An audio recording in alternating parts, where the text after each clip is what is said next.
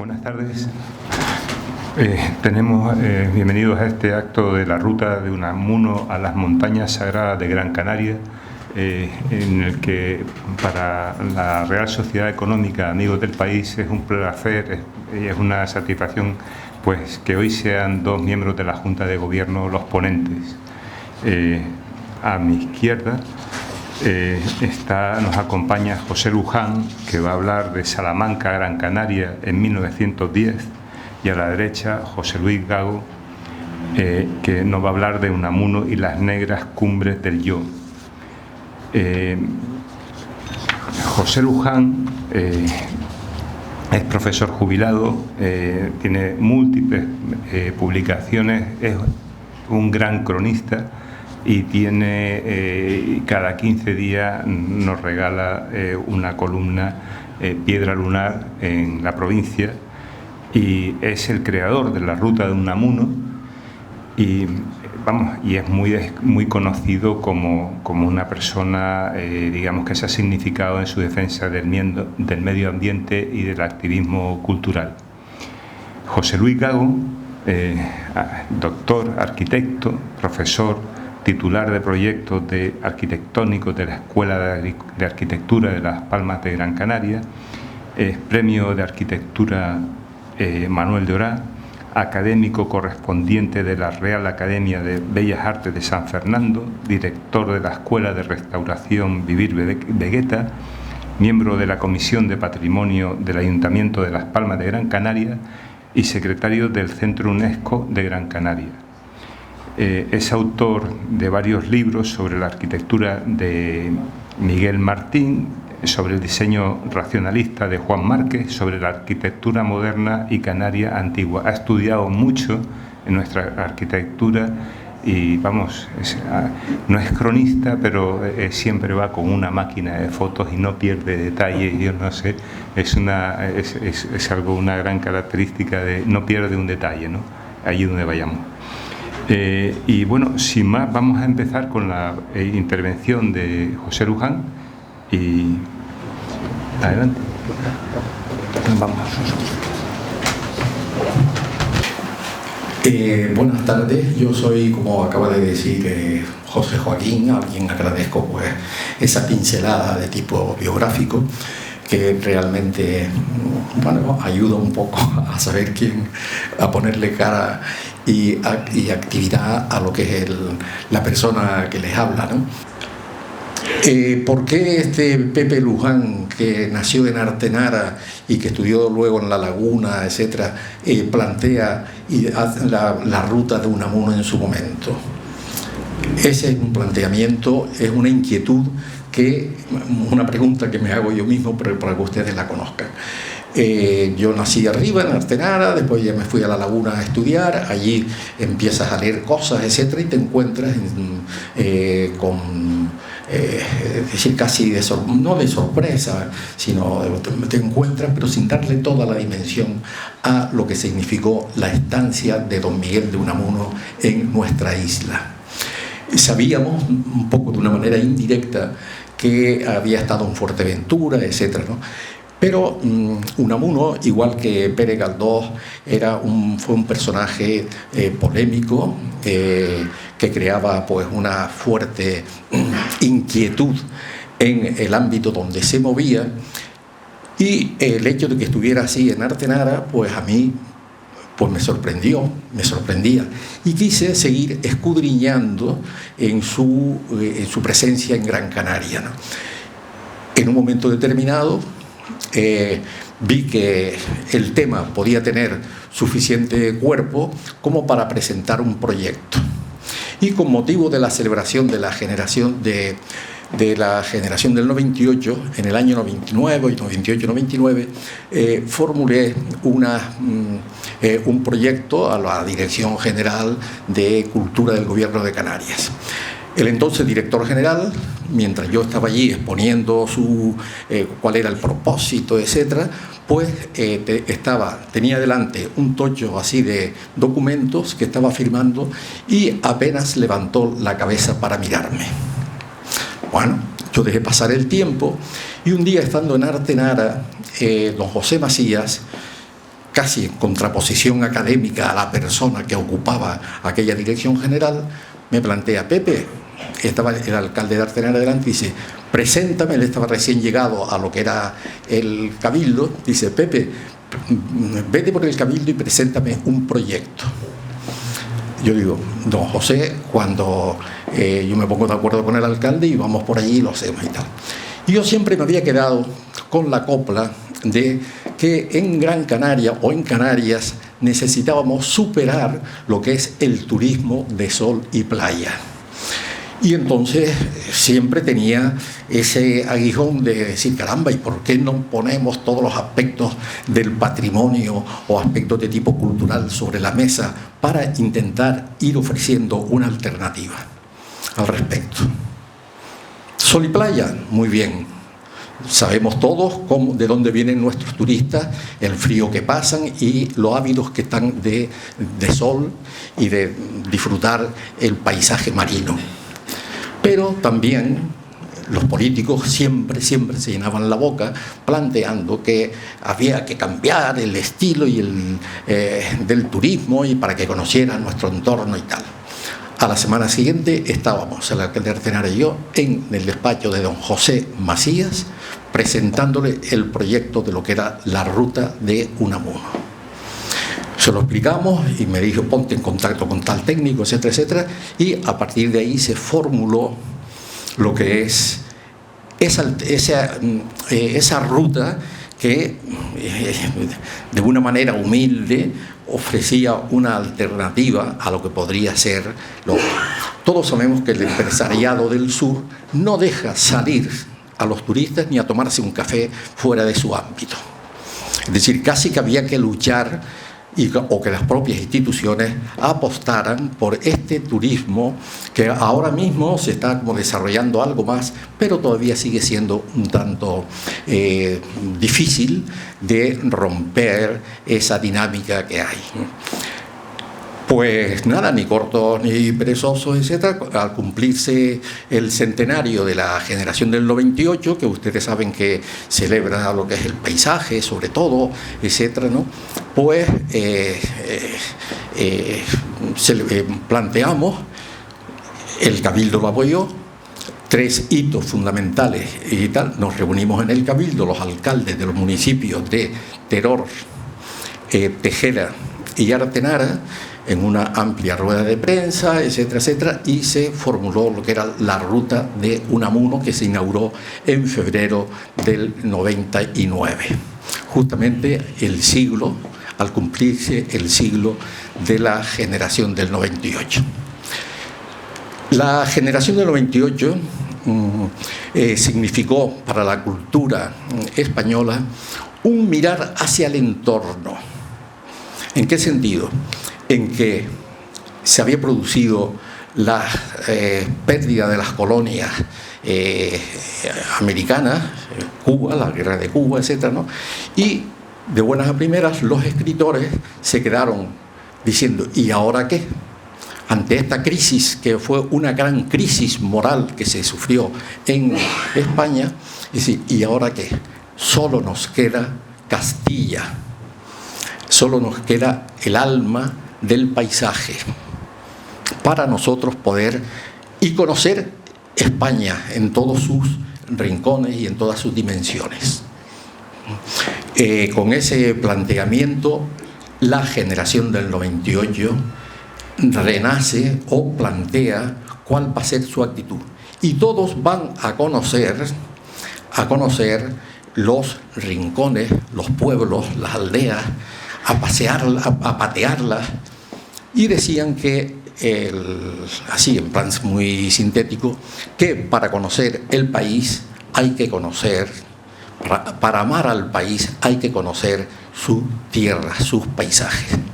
Y es cuando el propio paisaje español, por así del Estado, de España, etcétera, es puesto sobre la mesa de los o lo que sean debates, pero también en lo que es el conocimiento. Y ellos se dieron cuenta que había una especie de España teórica y la España práctica, esa de donde están la gente, los pastores, etc., ¿no? Y Unamuno decía, para amar a este pueblo hay que dormir con los pastores en las cabañas. Estoy planteando cuestiones como muy sintéticas, pero es lo que manifestaba una actitud de compromiso con el entorno. Bien, llegados a este punto, las diversas comunidades, las diversas ciudades y las diversas entidades empiezan a invitar a los diversos autores. Todos provenían de lo que pueda ser la periferia y habían ido a Madrid, al centro, que es prácticamente lo que les quedaba. Lo que quedaba a los intelectuales era esa referencia a lo que es el paisaje.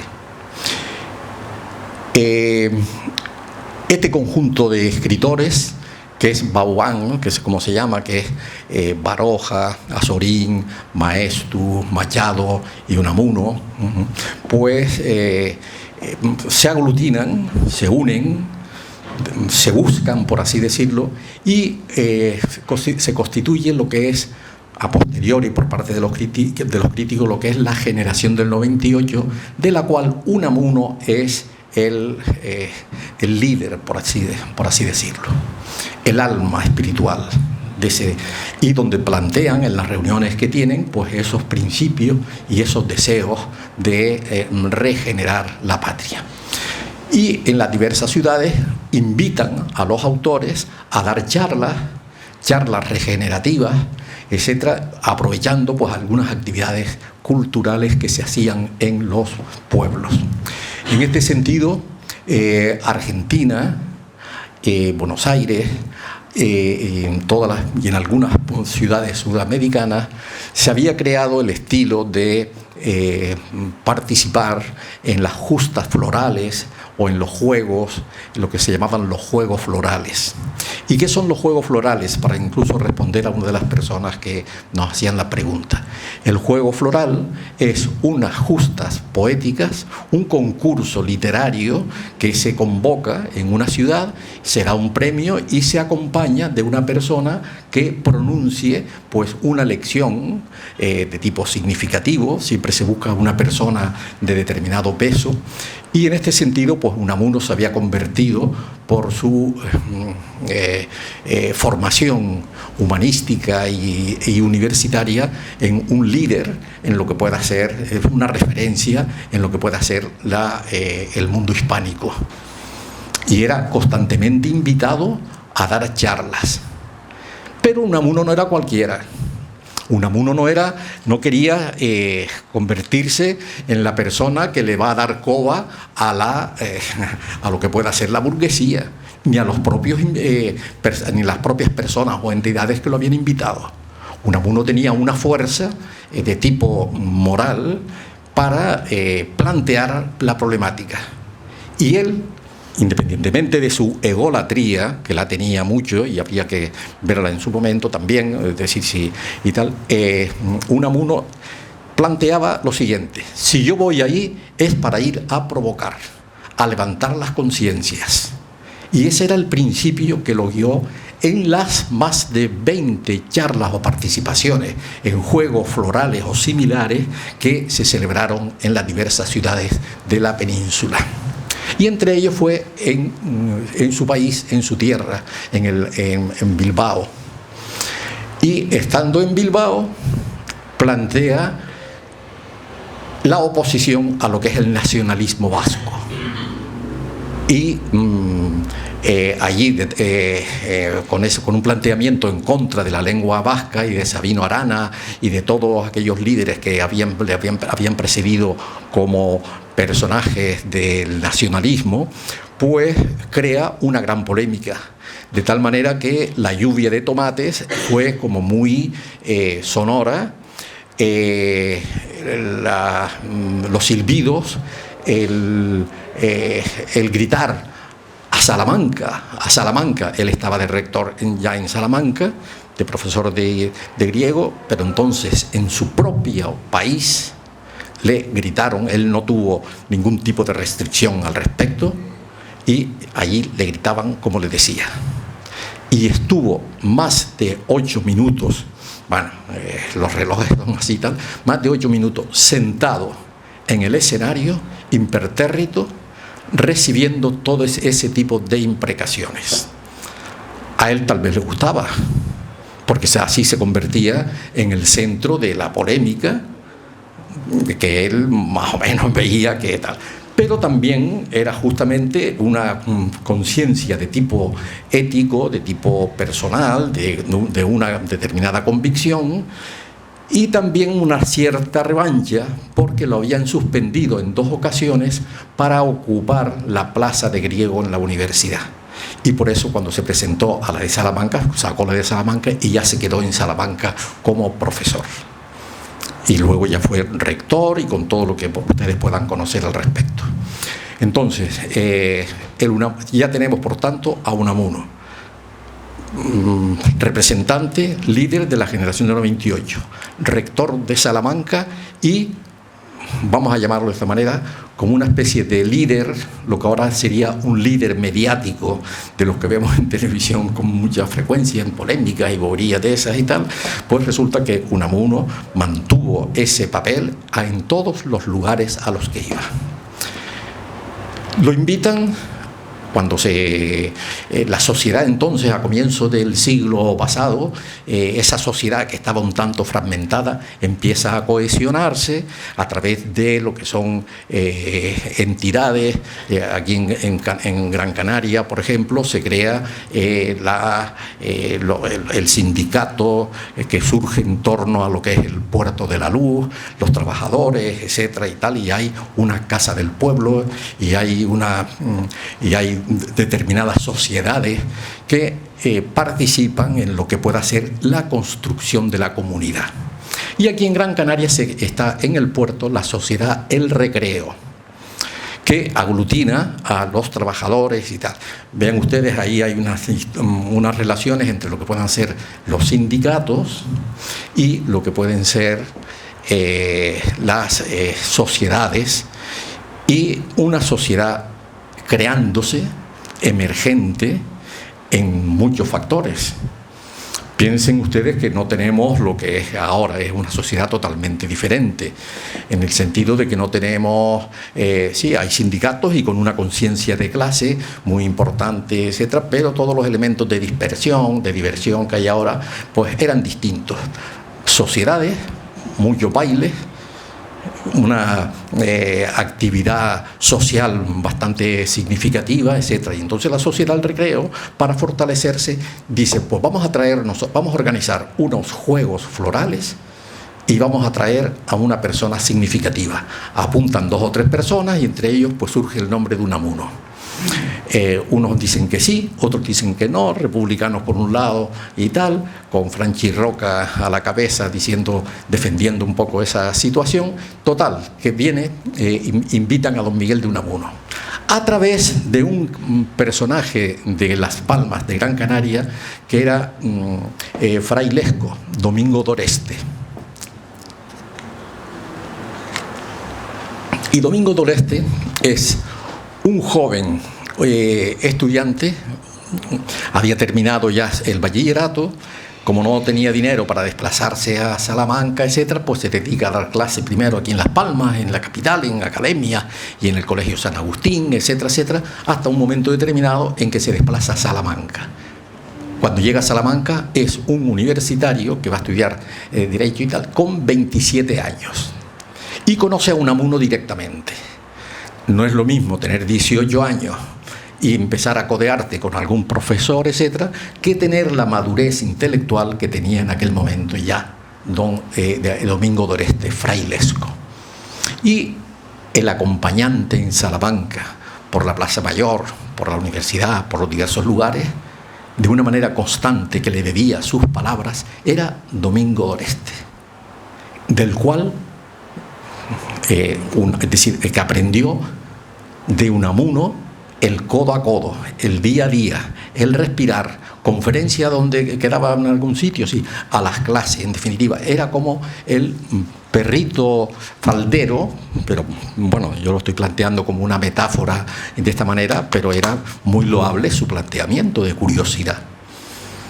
Y Domingo Doreste fue el encargado de invitarlo a que viniera, por parte de la Sociedad del Recreo, a que viniera a Las Palmas como mantenedor de los Juegos Florales.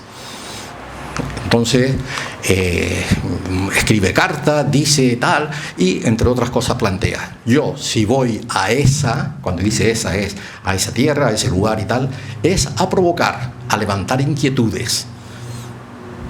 Ese era el planteamiento, el denominador común que usaba don Miguel de Unamuno a la hora de asistir o ser invitado a esos lugares, a cualquier lugar. No venía a alegrarle el oído a la burguesía, no, venía a plantear su tal. ¿Cómo estaba Canarias en aquel momento? En aquel momento las islas, y Las Palmas concretamente, estaba en plena lucha por la división provincial. Tenerife y Las Palmas, etcétera, en aquel momento, pues lo que quería, Las Palmas quería independizarse como tal y crearse su propia provincia, porque realmente estaba subyugada a los planteamientos tinerfeños, de tal manera que los dineros que venían de fomento o de la beneficencia, etcétera, se gastaban en Tenerife y aquí apenas llegaba un duro. Y la gente, es decir, la población, las sociedades que estaban emergentes, etcétera, pues luchan por ese tema, por lo que es la división provincial.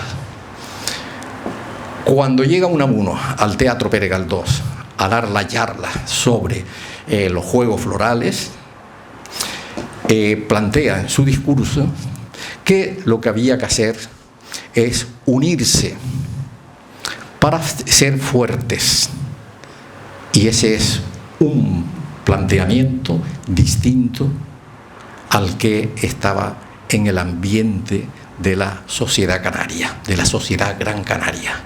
Y cuando plantea ese tema, surge también por parte de los asistentes al Teatro Pere Galdós la gran polémica. Le silban, le dicen fuera y rechazan su discurso, porque el planteamiento de Gran Canaria era la división.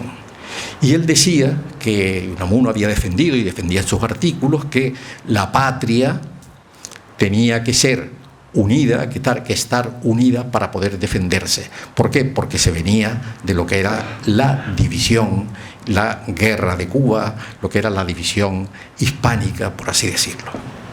Entonces, con esta polémica, Unamuno también tiene que sentarse en el escenario a recibir la reprimenda colectiva de los asistentes al teatro. Los Juegos Florales eran la entrega de esos premios de poesía y de ensayo a los ganadores, entre los cuales fue el de la rosa o de la flor natural, Tomás Morales. Después se lo dieron también un segundo premio a Alonso Quesada. Y entonces con ese planteamiento, pues separados, unidos, entonces silban a Unamuno, etcétera. Organizan unos Juegos Florales fantásticos, y en esos Juegos Florales después vemos rápidamente lo que son algunas escenas. Las chicas, las niñas que las llevaban como partícipes de lo que es el espectáculo y lo que es el adorno de tal, y muy bien vestidas, y las madres pues veían a sus niñas y a sus hijas como expresión de la sociedad, etcétera, etcétera, ¿no? Pues las niñas llorando en el teatro. Es decir, que realmente no fue una cuestión dulce. Para Unamuno, él tenía tenía callos, pero para la gente dice: ¿y qué hicieron ustedes al traer a este hombre aquí? Aquí hubo un error. Y así terminaron las justas poéticas, se entregaron los premios, y Unamuno se vio necesitado de rectificar, porque se lo pedían, el discurso. Y esa rectificación no la hizo en el Teatro Pere Galdós, sino la hizo en el Teatro Cuyás, en lo que era el Teatro Cuyás, que era una gallera, etcétera, y entonces, ya llevado incluso por los socialistas, etcétera, pues llegó a plantear pues una cierta rectificación de sus palabras, de lo que era esa unidad, de lo que era lo que se pretendía más o menos. Fue prácticamente una rectificación de cuáles eran sus palabras y de cuál era su sentido, y de cómo también seguía defendiendo un poco su planteamiento. Pero hubo ese intento de rectificación, de dar como un nuevo discurso al respecto. Unamuno, donde se quedó, ya que estamos hablando de cosas así más descriptivas, Unamuno, cuando se estaba en Las Palmas, se quedaba en el Hotel Continental, que justamente ocupaba el lugar donde está ahora el Círculo Mercantil. Era una gran casona que tenía por la parte de atrás un jardín, etcétera, y era el lugar muy elegante y muy preferido para traer a visitantes ilustres. Y Unamuno estuvo en Gran Canaria, en Las Palmas capital, durante un mes. Estuvo durante el tiempo previo a lo que puedan ser las justas poéticas en su hotel, en el hotel, leyendo, releyendo, y por las tardes iba a la casa de los Millares, que estaban justamente en la calle Luis Millares, que está por el Museo Canario, por allí y tal. Entonces todas las tardes salía de su hotel, iba caminando por allí, e iba a las tertulias que se celebraban allí, donde asistían pues intelectuales, asistían personajes de la ciudad, intelectuales de la sociedad, y en ese lugar, con la presencia de Unamuno, todo el mundo quería beber sus palabras. Alonso Quesada, Tomás Morales, que se había llevado el premio, no estaba todavía en Las Palmas porque estaba terminando su carrera, la carrera en Madrid, etcétera, ¿no? Y una vez pasado de ese tiempo y tal, decide ir a hacer una excursión por el interior de Gran Canaria.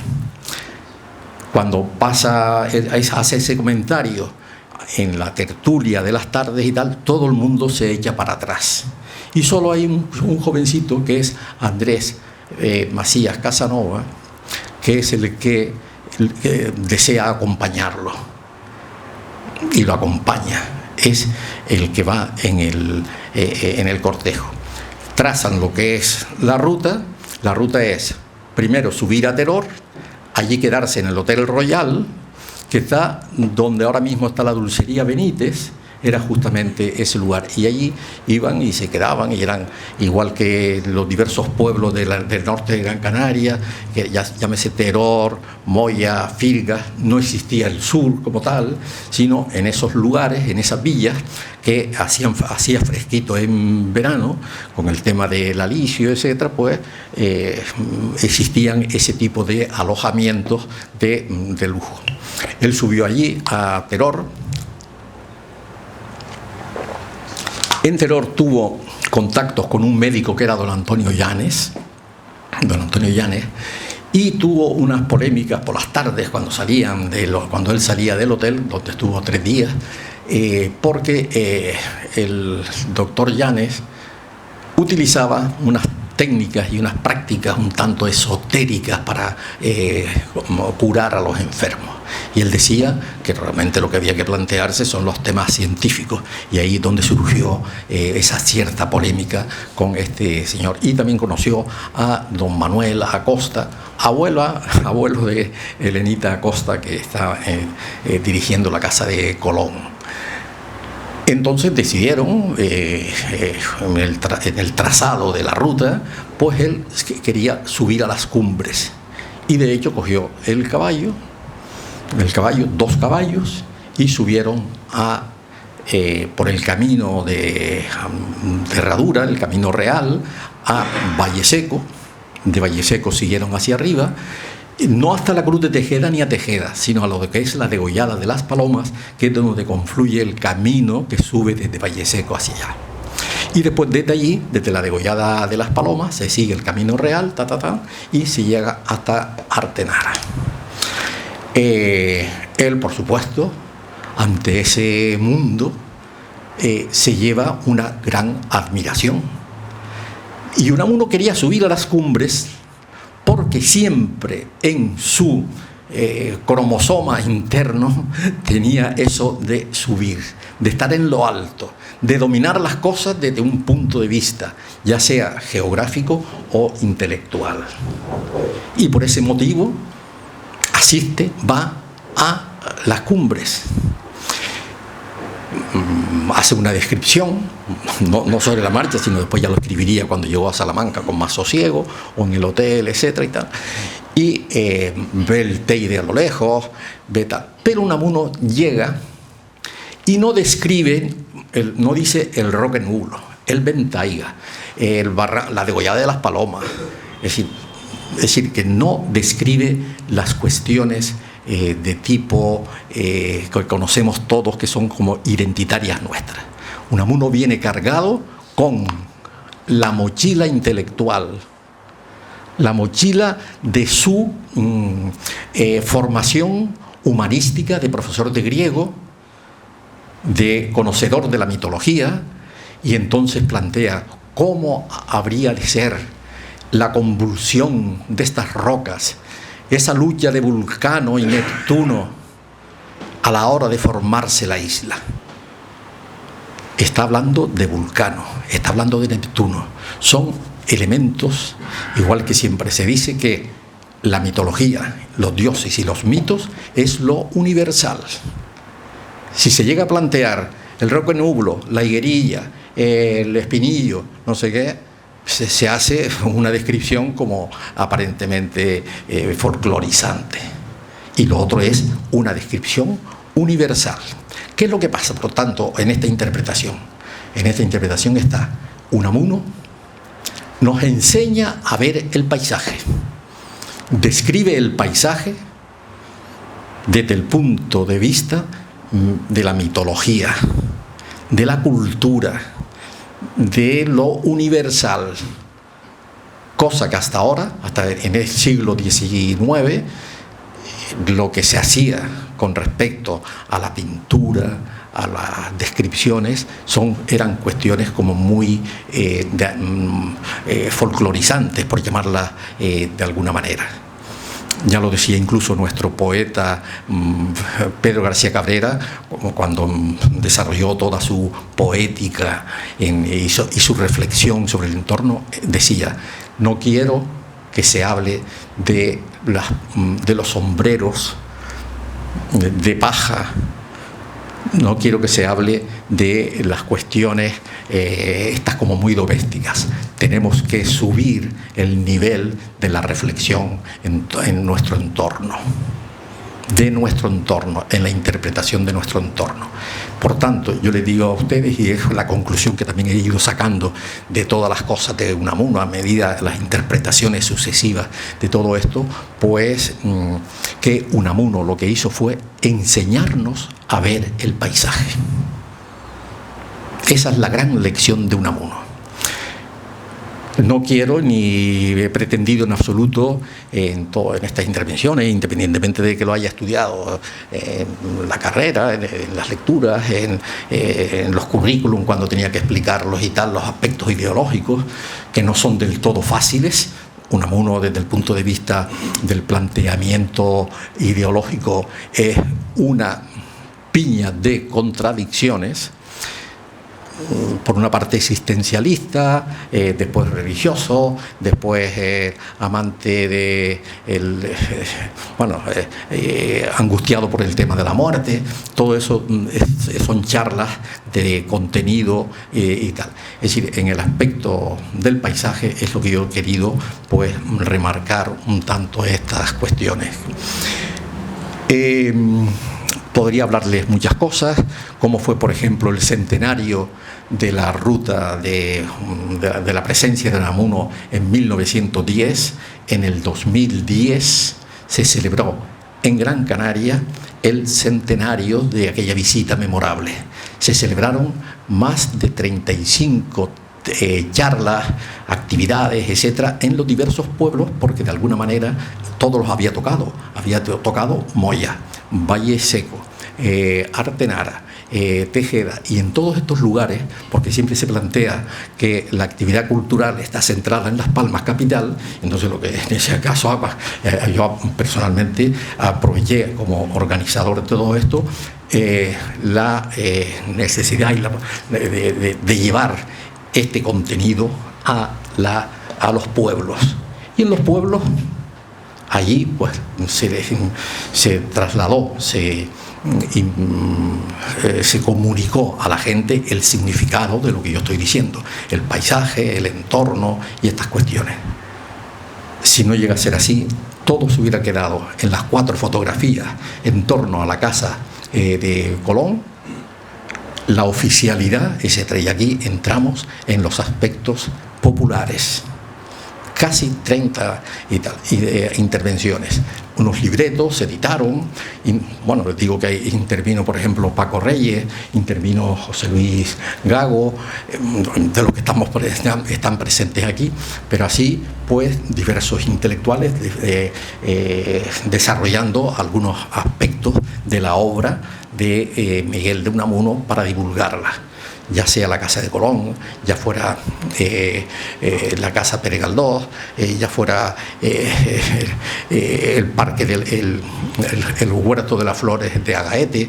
En definitiva, fueron como muchos elementos, se editaron obras, se reactivó, y ahí queda la celebración del centenario, y producto de ello surgió lo que es un convenio de colaboración con el Ministerio de Educación, en tanto que el Ministerio había hecho la transferencia de todas las contenidos, etcétera, a las comunidades autónomas, y de buenas a primeras el Ministerio, con Pilar de Castillo como ministro, dice: señor, hemos transferido todo esto, ¿y ahora qué? ¿Con qué nos quedamos nosotros?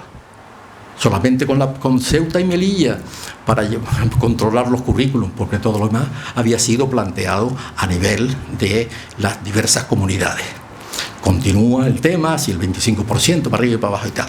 Y entonces, pues a Pilar de Castillo y a su equipo, pues les quedó, dice, pues mira, lo que vamos a hacer es tener acuerdos de colaboración con las comunidades para hacer, pues bien, las historias de los científicos, las historias, es decir, el caso, por ejemplo, de tipo cultural, se les daba una cantidad de dinero, etcétera, y así los niños iban, los alumnos se transferían de un sitio a otro, de un sitio a otro y tal, y conocían y tal. Y por Gran Canaria pasaron 2.500 alumnos de la península, de todas las comunidades autónomas.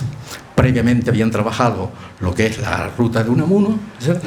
Y luego, es decir, que el señor Unamuno ha sido como muy bien tratado en Gran Canaria, pero también porque nos ha enseñado. Y producto de ello es la ruta. En Teror se descubrió una placa. Valleseco, posteriormente, arriba por la zona de Lanzarote, por donde pasaba el camino, pues allí también descubrieron un balcón. Es decir, la Cruz de Tejeda, a pesar de que no, también se puso una placa. En Artenara, un balcón, el balcón de Unamuno, que es este que tenemos ahí y tal, ¿no? En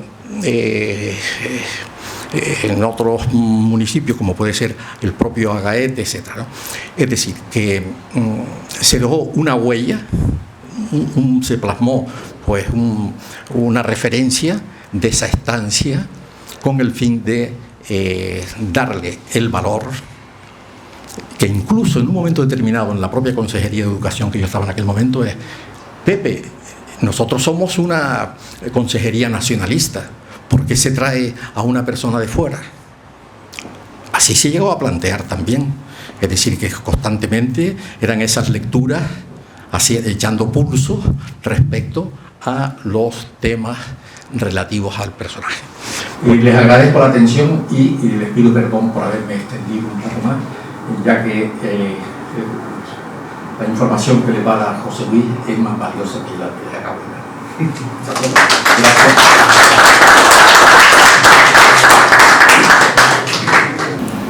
En el capítulo que dedica en el libro Por tierras de Portugal y España, Unamuno dedica uno de los capítulos a Canarias, y en el cual más parece un artículo periodístico post-vacacional que la entusiasta apología del descubrimiento que había realizado al visitar por primera vez las Islas Canarias. en realidad supuso una decepción, una más. Unamuno había tenido muchas decepciones en la vida y venir a Canarias fue una más. Y desde ese punto de vista, ya en su libro que citaba, también trabaja en la misma línea. No describe, como decía Pepe, no hace un correlato de lo que le gusta, lo que no le gusta, que pensaba de una cosa a la otra. En realidad él tenía su propio pensamiento. Y en realidad lo que sus viajes suponen una decepción. Y lo que decía, una más. Esta imagen es lo que es para todos nosotros los Juegos Florales. Es la imagen canónica de lo que se quería. Era una gran fiesta de primavera, una gran fiesta de la sociedad burguesa, una sociedad de la representación, el lujo, por llamarlo de alguna manera burgués que planteaba Pepe, pero a la vez también es un fracaso, porque, como puede leer, siempre se han resumido los Juegos Florales en eso. Nunca se quiere citar a lo que realmente pasaba en la ciudad en ese momento, nunca se quiere hablar de lo que dijo Unamuno, nos olvidamos de ello. Nos quedamos con este glamour, esto es lo que nos interesa, y nosotros tuvimos unos maravillosos Juegos Florales en 1910.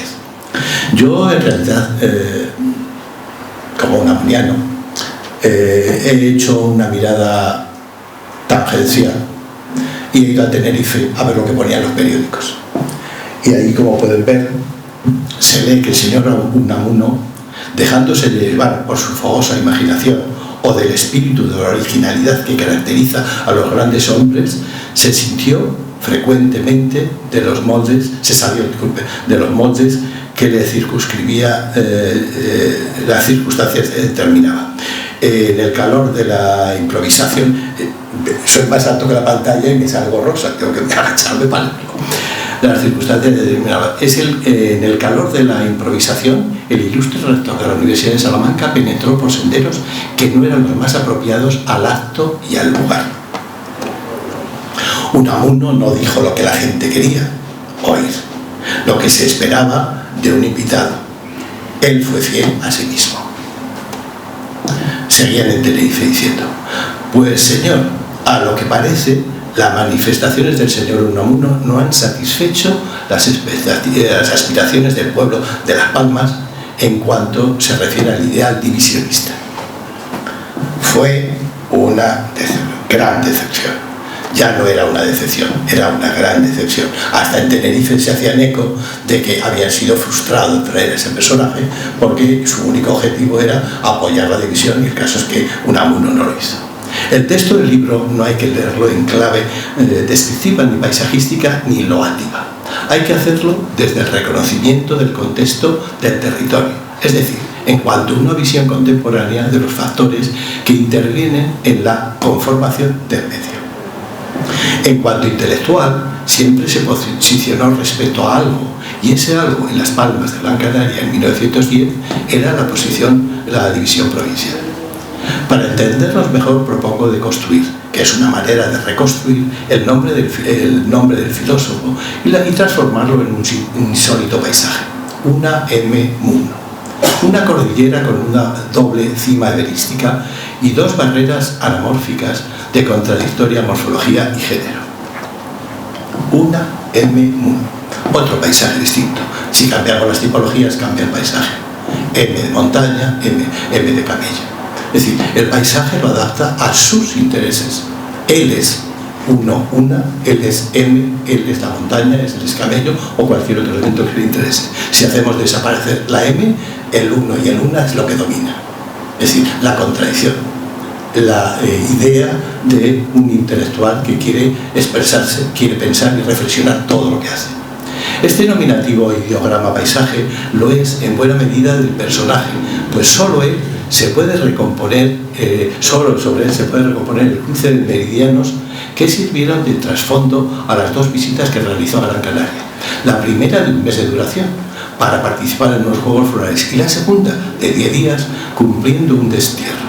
2 viajes y 2 unamunos. 2 paisajes del personaje que él mismo ansía conocer, o puede que sea uno solo. 2 formas estacionales del mismo paisaje, quién sabe. Unamuno es esa persona inquieta que da una imagen aplomada, sobria, es el típico castellano, pero el típico castellano básico. Por lo tanto, es mucho más castellano. Un vasco castellano es 2 veces castellano. Bueno, se podría discernir que con mayor exactitud sí estamos ante 1 o 2 paisajes rastreando las preocupaciones del rector y de lo que llamaría mis yos ex futuros. Unamuno parte de que existen otros Unamunos que pueden haber sido y dejó de ser, y a la vez él mismo ha obviado posibilidades que fue dejando en el camino de la vida. Si esto es lo que piensa de sí mismo, ¿qué nos puede sorprender lo que piense de la división o de la isla? De la isla lo dicen en Tenerife. Hizo un recorrido que fue por Tamaracete, Teror, Moya, Firgas y Tejeda. Esta población, por su carácter y situación, le agradó mucho. Le gustó lo pintoresco de Firgas, lo grandioso de los alrededores de Moya y el carácter de población de Castilla que tiene Teror. En realidad esto lo dicen los que iban con él. Él nunca lo dijo. Unamuno encantado. Lo que transmite ese recorte de prensa es que Unamuno había disfrutado de ese recorrido. Pero ¿quién se puede creer que Unamuno estaba encantado con algo? Esta dudosa certidumbre parece responder a aquel misterioso secreto que, según él, Dios planta en el alma de cada hombre y que requiere ser trabajado para poder llegar a ser hombre, en cuanto tal. Es decir, en sentido estricto, la construcción de Unamuno se hizo por desprendimiento de otras existencias, sido ser por estar. Todo ha de ser pensado y repensado, y aún así, dicen en Tenerife, que también les tocó lo suyo. Tras la visita a la laguna, qué lástima, han arrancado la hierba de las calles. Nadie se podía imaginar que el mayor elogio que hizo era la hierba que habían arrancado y que tanto le fastidió. Esta forma de construcción puede que sea consecuencia de las contradicciones subyacentes entre sus enervantes convicciones y sus profundas decepciones, tales como monarquía-rey, gobierno-razón, religión-creencias, etc. En fin, el hombre, el Unamuno admirado y repudiado, se muestra extensamente culto, largamente reflexivo, inquietantemente influyente, dudosamente activo y profundamente humano. Este es el alcance de su mirada, una mirada que compara, analiza, determina, elige y reconoce lo que ve. No viene a ver un paisaje, lo reconoce. Este es el alcance de la mirada de Unamuno sobre la isla que visita, y siguiendo las pautas de su parpadeo es posible generar principios, más que sucintos, de lo que parece que vio y no describió. No lo describía. ¿A quién puede interesar repetir la retahíla de nombres y lugares que se suceden invariables a lo largo del camino? A nuestro invitado, desde luego que no. Al leerlo, por ello, hay que reconstruir el texto e intersticiar entre sus palabras los invariables de la escena, pues sería ofensivo confundir con un turista a quien piensa que el paisaje es la esencia del estilo. Unamuno, al modo griego, desarrolla la escena sobre el espacio universal, 2 grandes calderas de este enorme volcán apagado hace siglos. Realmente está hablando de lo telúrico, de los dioses, de la Grecia clásica, de su especialidad.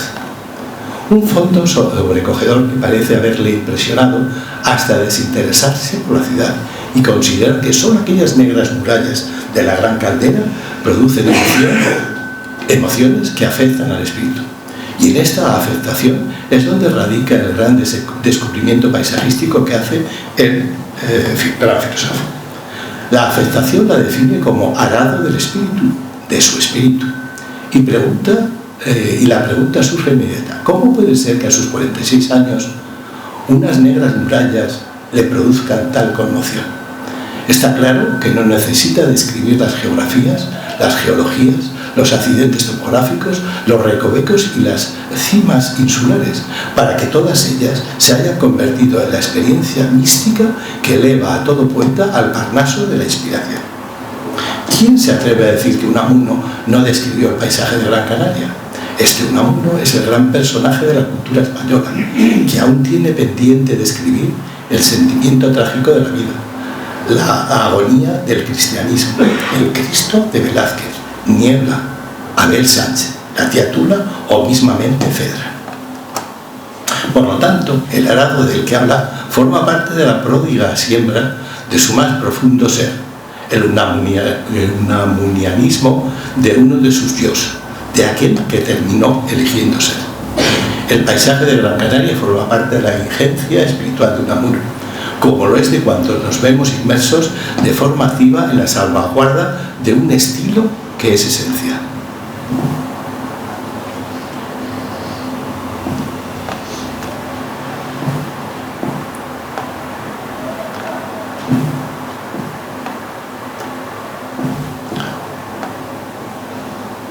Contraste entre formas de ver. Unamuno no vio este paisaje. Unamuno no quiso ver este paisaje, que es distinto. Quiso ver este otro. Las grietas, las fisuras, las rajas, los golpes, la efervescencia volcánica, las vidas de basalto desgastadas, esas arañazos sobre el cielo que surgen de esas murallas negras, de su propio género. Estamos ante la generación del 98.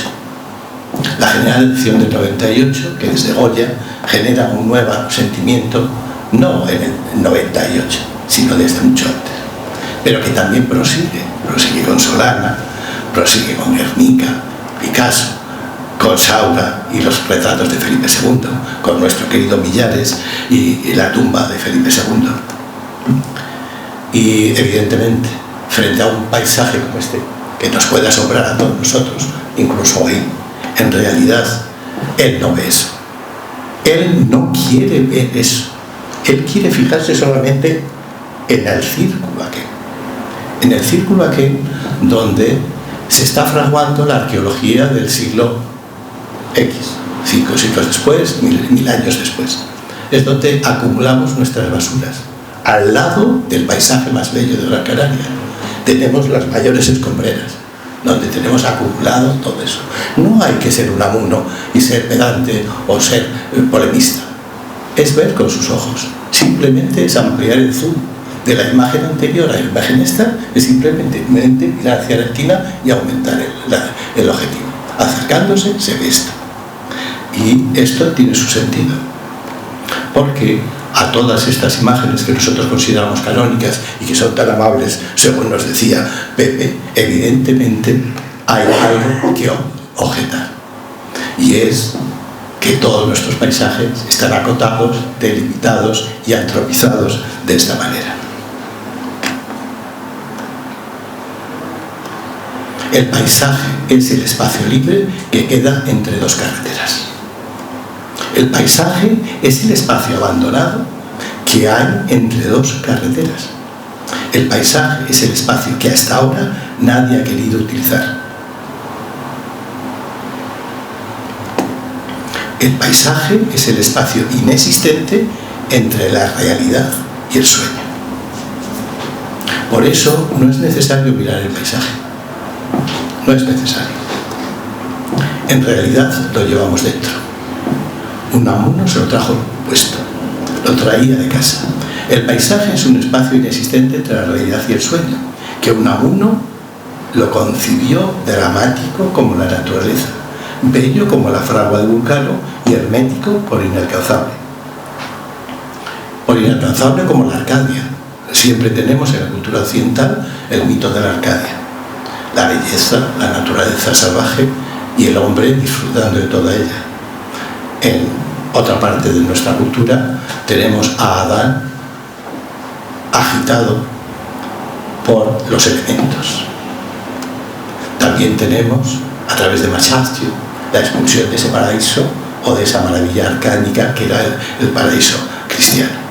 Pero es que no podemos olvidar que hay otros paraísos y otros arcanos que en realidad nosotros a esta distancia no tenemos presentes. Y es el miedo. El hombre de miedo, como se refleja en este cuadro de Holden, que evidentemente formaría parte de la cultura española si no se hubiera hecho fuera. en realidad es ese miedo que tenemos a todo lo que es natural. Y ya que nosotros estamos en Canarias, evidentemente hablo de el siroco, de la abundante calima que nos llega desde África y que evidentemente barre todo medio Atlántico y nos tiene permanentemente cubiertos. Es una naturaleza que no es natural, por llamarlo de alguna manera, para el ser humano, sino es que sigue pensando que la Arcadia es una maravilla, porque la naturaleza no es impenetrable, es inabandonable. No nos la podemos quitar de encima. Aquí tenemos un grabado del siglo XV, evidentemente, del trabajo de Manucio, en el que relata las vivencias de Polifilo, quien se pierde en el bosque salvaje, donde encuentra dragones, lobos, doncellas y una gran variedad de arquitecturas fantásticas, es decir, todo lo que no había fuera. Pero el problema ocurre que cuando Porfirius llega al borde, encuentra un claro, en ese claro descubre algo nuevo. Y es cuando descubre que el hombre se realiza a sí mismo, y no en el bosque y en la naturaleza, sino a través de la propia naturaleza, utilizándola. Y la utiliza de distintas maneras. Este apilamiento de madera que ustedes tienen ahí, en realidad no está. Es un edificio. Jan Nouvel, en el año 2002, para la Expo Suiza de Morat, diseñó uno de los elementos más inquietantes para el romanticismo que todavía mantenemos en nuestra cultura. Y es la construcción de los pabellones a través de soluciones como esta. Esta es la entrada al pabellón, este es el acceso y este es el interior. La propia naturaleza salvaje, domesticada solamente quitando las hojas y partiendo los troncos, se convierte en el elemento expresivo más moderno de la cultura occidental en este siglo XXI. 100 años después de su visita, la isla sigue dando espíritus entre dos calderas, aquellas que hoy observan cómo se trituran árido, se acumulan basuras, se abandona la agricultura, se contagia la biología y a la vez se incrementa el sentimiento colectivo de pérdida, de vacío, de estrechez y de agobio. Pero ¿quién es el necio que esperaba que pasara otra cosa? Nadie. Ni Unamuno en su más recóndito pensamiento lo hizo. Eso solo se lo preconizó a Betancuria, aquel pueblo donde la vida, como acababa, empieza. Ningún paisaje merece tan amargo destino, ni aquel que nos ha servido para encabezar esta conferencia lo hace. Empieza por una y termina en uno. De nuevo, la bipolaridad de los yos unamunianos nos hace pensar en la inmanencia de la naturaleza, la indivisible contradicción de la coherencia y la invisible armonía del caos. Lástima, recupero de nuevo las palabras de Unamuno para La Laguna, cuando decía: lástima que hayan arrancado la hierba de las calles. Este ejemplo, Premio Nacional en Estados Unidos al mejor jardín del país, es una obra que utiliza las grietas surgidas por el paso del tiempo sobre el asfalto para recuperar el verde en la ciudad. Premio 2009 como nueva intervención, nuevo proyecto y nueva memoria. Y quiero acabar con esta imagen, también de Jan Nouvel para la Expo de Marat del año 2002, donde reinventa también el paisaje. Esas montañas de grava, propias de cualquier obra, las vallas de obra, blancas y naranjas, el pantano infectado de ranas, mosquitos, era la joya central de una expo. Una expo que no son las expos amables que nosotros solemos ver, sino son las expos ideológicas, ideologizadas, potentes, en que hay gran, por llamarlo de alguna manera, gran compromiso entre la persona que la plantea. Entender que un paisaje con madera pudriéndose e infestada de mosquitos es el mejor jardín del siglo XXI es cuestionable. Pero es que Unamuno no ha muerto. Unamuno sigue entre nosotros y lo seguiremos viendo durante mucho más tiempo. Espero que en Gran Canaria también tengamos alguna versión de él que nos haga ver de nuevo el paisaje como se debe de ver en el siglo XXI, y no con aquellas citas que decía Pepe hace poco, Si nosotros solo nos paramos a ver la belleza del Roquenublo, no estaremos viendo el paisaje. Si estamos viendo los barrancos, si estamos viendo solamente las cumbres, si estamos viendo solo los pinares, no estamos viendo el paisaje. No estamos en el siglo XXI. Por lo tanto, como unamuniano, defiendo ese ataque a la unidad o división de Gran Canaria y Tenerife, y evidentemente planteo que necesitamos modernizarnos y entrar en un mundo que es el que nos toca vivir. Gracias.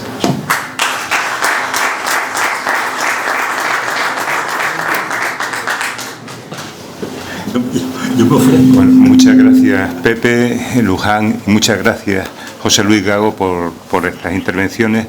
Y ahora, si ustedes, además de las preguntas iniciales que planteó, que dejó Pepe, sí, ¿se oye ahora? Sí, ha quedado, bueno, han abierto muchísimo Unamuno, o sea, esta isla es un continente, hay 100.000 paisajes y hay 100.000 vueltas para Unamuno, ¿no? Unamuno decía lo que pensaba, y es distinto cuando nosotros decimos cosas a decir lo que se piensa. Por cortesía, muchas veces cuando nos invitan queremos ser amables, pero aunque nos cueste renunciar a nuestra propia opinión. Yo creo que Unamuno estaba con sus libros, su reflexión permanente, por encima de todo eso. Lo sabía y quería estar. Entonces no le importaba que lo calificaran de provocador. Si por decir lo que pienso soy provocador, pues no pasa nada. Lo que pasa es que no todos tenemos la libertad esa. Y yo siempre digo, lo decía siempre a mis alumnos y tal, que es distinto tener opinión que tener criterio. Yo le decía a mis alumnos, pues siempre lo mismo, ¿no? Es decir, ¿qué piensas sobre la arquitectura? ¿Qué piensas de la política? ¿Qué piensas del cine? ¿Qué piensas de esto? Y me hablaban siempre de sitios comunes. Es como le decía, es que lo que tú me acabas de contar y lo que me puede contar una persona que baje yo ahora mismo a la calle Triana y pregunte lo mismo, no se diferencia. Entonces, claro, yo lo que digo es que Unamuno había pensado esas cuestiones y le daba igual enfrentarse en el País Vasco con esa idea a enfrentarse en Canarias con esa idea. Él tenía la idea y no le iban a hacer cambiar porque cambiase de geografía. La otra opción es ser amable, decir, bueno, yo tengo mi opinión, la escribo cuando quiera y ahí queda. Y yo cuando llego a un sitio, pues soy amable con la gente. Ya que me han recibido, voy a estar un mes, me van a llevar a un sitio, me van a llevar a otro, pues hombre, esa rectificación de la que hablaba Pepe a mí me parece que es como las rectificaciones que oímos ahora en la televisión. Usted dijo esto y eso es lo que opinaba. Y luego, dado la avalancha de críticas que sale en la prensa, automáticamente sale a decir, no, es que yo quería decir. Bien, disculpe, es decir, si usted ha dicho eso, asúmalo. Y él lo asumía. Y por eso le importaba muy poco estar delante del público, que le abuchearan durante 10, 20 y si quieren una semana también, porque él sabía lo que quería. Me parece bien interesante el tema y daría lugar a muchos, pero yo le voy a hacer una reflexión. Unamuno, por ejemplo, no elogia nunca los libros, elogia el pensamiento. Unamuno no elogia los libros, habla de la misión del bibliotecario. Es decir, ¿por qué, por llamarlo de alguna manera, desprecia los libros? Si es el elemento que nos unifica a todos. En realidad sería lo obvio. Lo obvio sería hablar de libros, mientras que él habla de otras cosas para hablar de libros. Entonces es una forma de entender los planteamientos de la gente. Es decir, cuando estaba diciendo ahora mismo que él recogía el sentir del pueblo, no, yo creo que el sentimiento no lo recoge. Él siente lo mismo que el pueblo, pero el pueblo no sabe expresarlo. Él es capaz de interpretar eso y hacerlo fácil de entender para el resto de los demás. Y entonces él se convierte en la voz de aquellos que no saben cómo expresar lo que sienten. Entonces ahí es un elemento interesante. Es decir, es utilizar un recurso distinto para hablar de aquello que otros hablarían de otra manera. me siento mal, hemos perdido las colonias. No, él lo explica de otra manera, lo enfoca de otra manera. Por eso hay muchos Unamunos, también hay muchas personas y todos somos distintos, pero lo importante es hacia dónde se rema. Vale.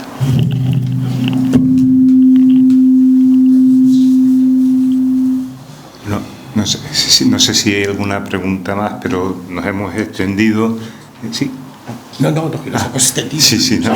Entonces, solo anunciarles que el próximo jueves, 7 de julio, tendremos otro acto y el profesor emérito de la UNED, Víctor Morales Lescano, presentará el libro Historia de Marruecos, de los orígenes tribales y las poblaciones nómadas a la independencia y la monarquía actual.